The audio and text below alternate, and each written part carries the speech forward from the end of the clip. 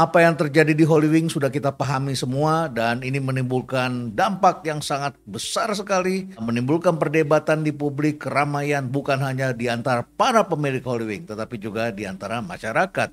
Inilah yang disebut sebagai shock advertising atau controversial marketing, bisa jadi ini disebut juga sebagai shock marketing. Dan perlu kita pahami karena ini terjadi bukan hanya satu kali dan kemungkinan akan terjadi berkali-kali karena para pemilik brand berhubungan dengan orang kreatif, berhubungan dengan sosial media, berhubungan dengan masyarakat, berhubungan dengan kita semua. Dan sekarang telah muncul suatu budaya baru dalam masyarakat di mana masyarakat ingin segala sesuatu viral. Untuk mencapai viral itu tidak mengherankan ada cukup banyak orang yang senang ribut karena ini dianggapnya pansos, dianggapnya akan meningkatkan viewer dan meningkatkan views. Jadi apa yang bisa kita pelajari? Mari kita lihat kasus-kasus yang terjadi di beberapa negara. Saya tidak mengatakan shocking advertising atau shocking marketing ini selalu negatif. Bisa positif, bisa negatif. Tujuannya memang shocking advertising ini adalah memancing perdebatan dan diskusi. Yang pro mengatakan ini shareable content, jadi kontennya bisa disebarkan di mana-mana dan memancing orang untuk diskusi dan menjadi kehangatan di antara kita. Bisa juga jadi hangat dan panas. Kemudian viral menjadi buzzworthy dan menaikkan penjualan. Itu efek yang kita inginkan bagi mereka yang pro. Yang kontra, mereka mengatakan ini kan menyinggung banyak orang, bisa berdampak keributan, orang marah, dan perpecahan dalam satu masyarakat. Dan bahkan bisa merusak reputasi brand. Jadi jangan anggap ini tidak ada resikonya.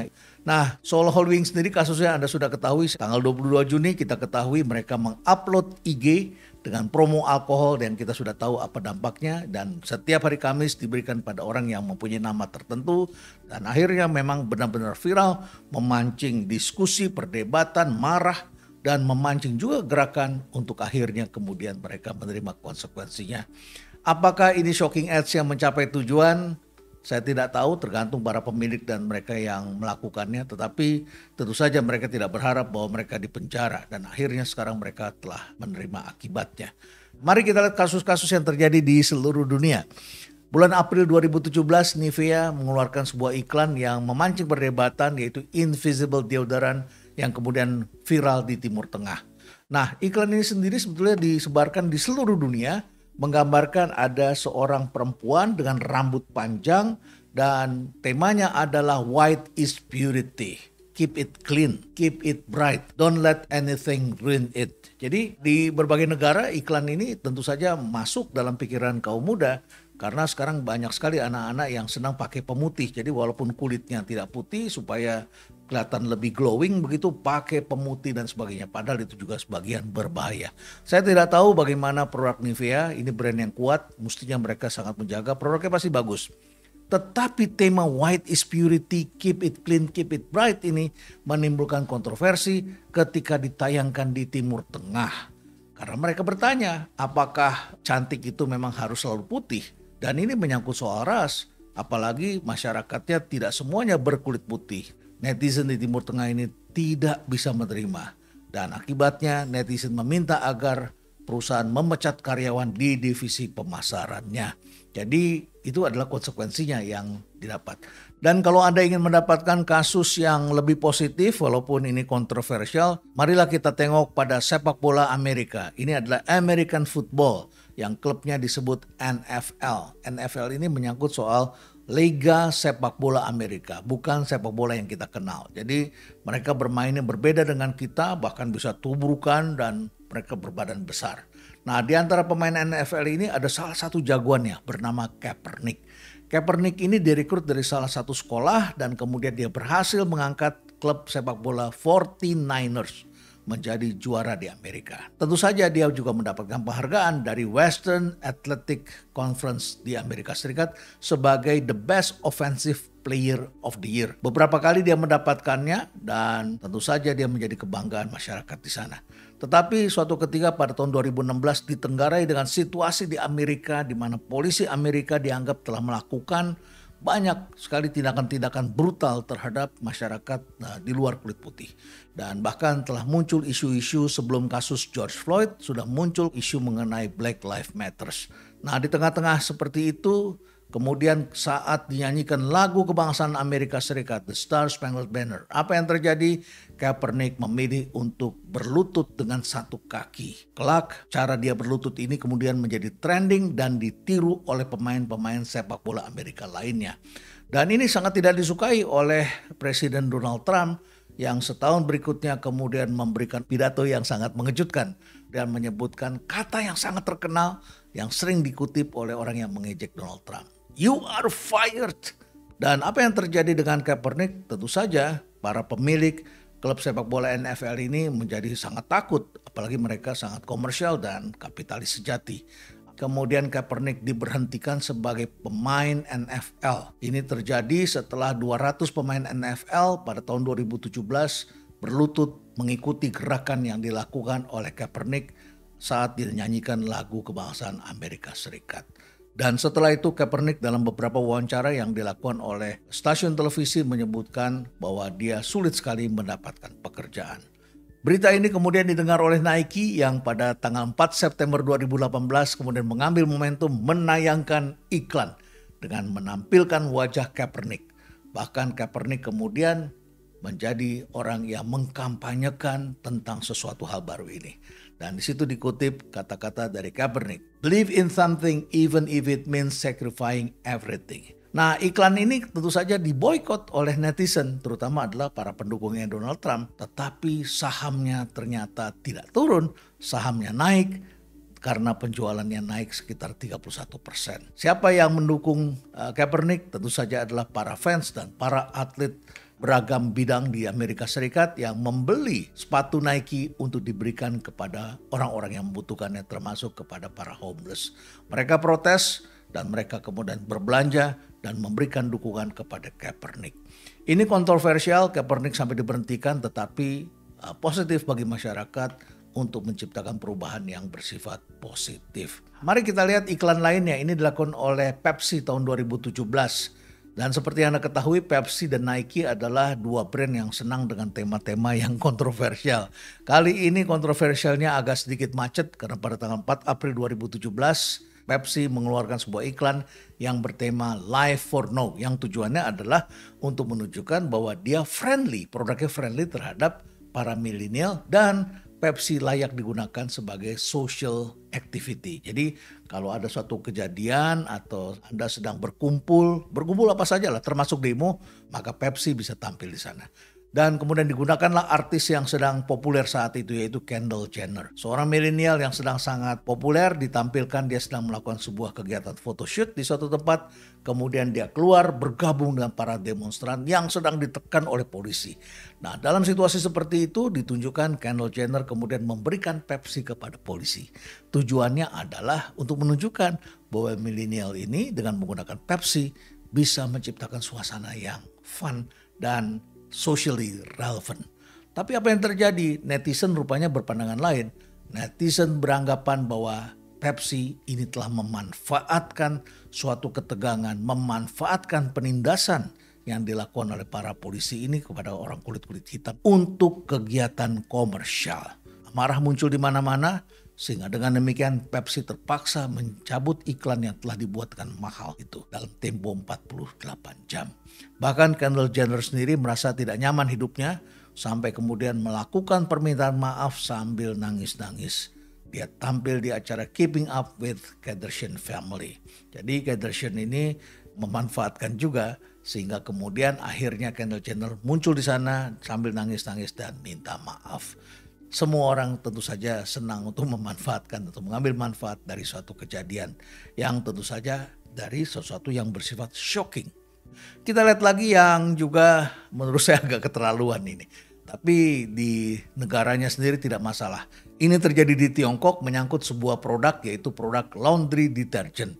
Ditampilkan dalam iklan itu ada seorang pria berkulit hitam dan kemudian dia melihat ada seorang perempuan Oriental. Dan di situ si perempuan itu memanggil si laki-laki itu. Dan laki-laki itu tergoda, kemudian akhirnya cowoknya datang mendekati, padahal si ceweknya ini sedang mencuci pakaian di depan mesin cuci. Apa yang terjadi? Pria kulit hitam itu ketika datang mendekat, kemudian langsung kepalanya ditarik, dimasukkan ke dalam mesin laundry. Setelah itu ditutup karena dicuci oleh mesin, kemudian keluarlah wajah, dan wajahnya itu telah berubah menjadi seorang cowok oriental. Jadi wajah dari yang disukai oleh perempuan-perempuan di Tiongkok lah, kurang lebih seperti itu. Nah, ini viral di sosial media. Yang mereka tidak tahu, pemilik brand tidak tahu adalah kalau sosial media ini adanya di seluruh dunia.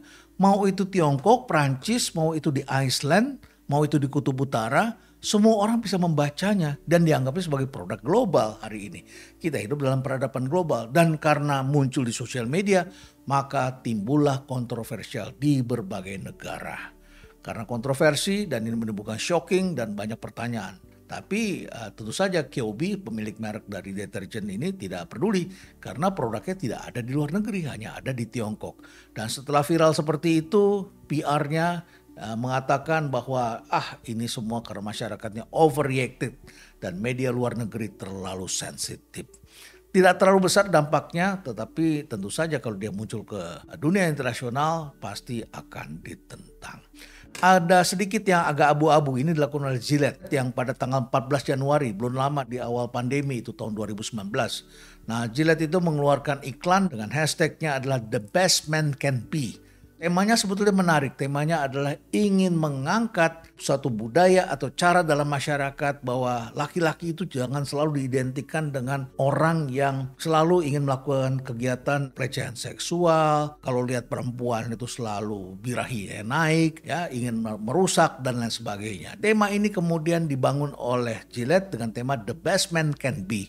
Nah, tentu saja ini relatif cukup baik, tetapi justru ditanggapi tidak begitu baik oleh para pria yang menjadi pelanggannya. Mereka mengatakan ini seakan-akan malah stigma bagi laki-laki, bahkan kemudian dianggap oleh masyarakat sebagai toxic masculinity. Seakan-akan ingin mendikte masyarakat laki-laki begitu ya. Walaupun demikian, iklan di YouTube-nya kemudian viral, disaksikan oleh 2 juta viewer dalam waktu 48 jam. Dan setelah itu hari ini saya baca itu sudah 37 juta. Mungkin pada saat Anda menyaksikan video ini mungkin sudah lebih dari 37 juta. Yang menarik, apakah komentar-komentarnya semua positif? Ternyata komentarnya malah negatif. Bisa kita lihat misalnya ada 201 ribuan retweet di Twitter dan 76,3 ribu dikutip serta menimbulkan likes 511 ribuan. Tapi brand directornya Gillette, Pankaj Bala, mengatakan bahwa memang iklan ini didesain untuk menimbulkan kontroversi. Dia mengatakan bahwa mereka mengharapkan terjadi perdebatan dan diskusi itu sangat dibutuhkan. Kalau tidak ada diskusi-diskusi seperti ini, tidak akan terjadi perubahan. Jadi mereka menginginkan terjadi perubahan. Bahwa pria bukanlah sosok yang selalu identik dengan anak laki-laki yang senang berkelahi, seksual, senang melakukan pelecehan, dan kemudian juga otot-otot besar gitu. Jadi itulah yang ingin dibangun oleh Gillette. Nah, barangkali juga ada iklan lain lagi. Saya ingin kembali lagi kepada Nike. Ini iklan yang saya sangat senang sekali membacanya. Temanya adalah equality. Tema yang diangkat oleh Nike pada tahun 2017 ketika menurunkan sejumlah aktor-aktor terkenal, aktor dan atlet. Di antaranya ada LeBron James, kemudian Serena Williams, Kevin Durant, Megan Rapinoe, Gabby Douglas, dan Victor Cruz. Tapi aktor-aktor dan juga bintang-bintang olahraga ini sangat digemari di Amerika. Dan quotes-nya itu bagus sekali. Dia mengatakan, the ball should bounce the same for everyone. Tidak peduli ras Anda apa. Dan mereka mengatakan bahwa apa yang dilakukan oleh setiap orang kalau bicara tentang equality itu tidak ada garis pemisah di antara kita. Kita ketahui bahwa dulu pada waktu Amerika masih menganut politik ras, selalu ada pintu untuk orang kulit putih di sini, yang non kulit putih lewatnya pintu lain. Bahkan toiletnya juga dipisahkan. Mereka bahkan tidak bisa sekolah sampai ke perguruan tinggi. Kalaupun masuk ke perguruan tinggi di tahap-tahap awal, mereka harus masuk lewat pintu tertentu dan mengalami banyak kesulitan. Setelah perbudakan dihapus, politik ras juga dihapus, dan sekarang kita menyaksikan masih ada saja orang-orang yang menjalankan cara-cara yang diskriminatif baik ucapan maupun dalam perbuatan. Nah, tentu saja iklan ini mengundang perdebatan karena dianggapnya agak kontroversial tapi menarik dan menimbulkan kehangatan. Jadi ini adalah contoh iklan yang positif. Baiklah, kita sudah menyaksikan beberapa contoh-contoh di atas, ada yang membuat masyarakat geram, membuat brand reputasinya menjadi hilang, tapi ada juga yang reputasinya naik, timbul perdebatan.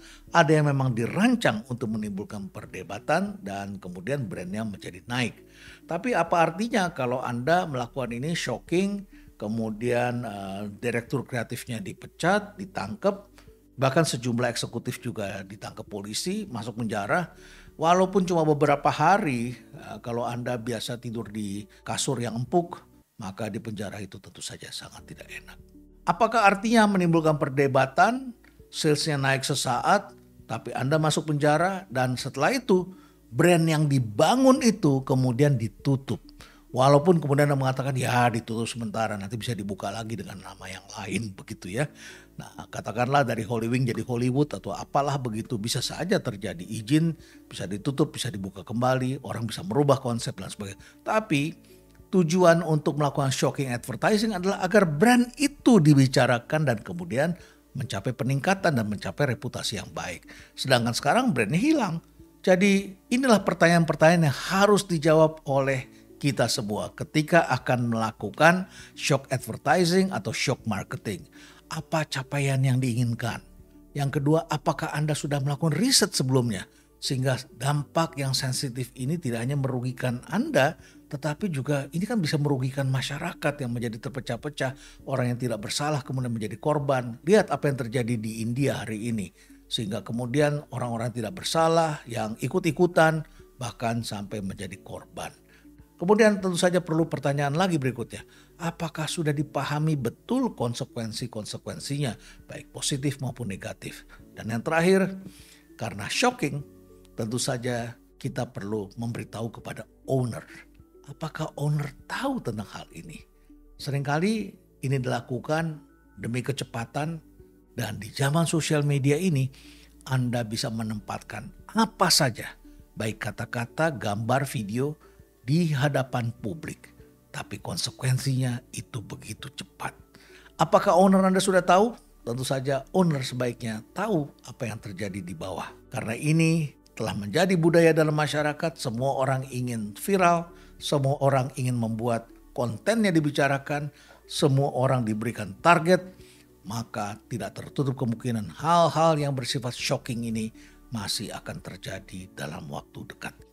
Oleh karena itu maka apa yang saya sampaikan tidak lain adalah untuk mengingatkan kepada kita semua, para pemilik brand, agar lebih bijak, agar membangun values dalam organisasinya. Karena organisasi yang sehat adalah organisasi yang tumbuh dan tidak menimbulkan perpecahan. Stay relevant.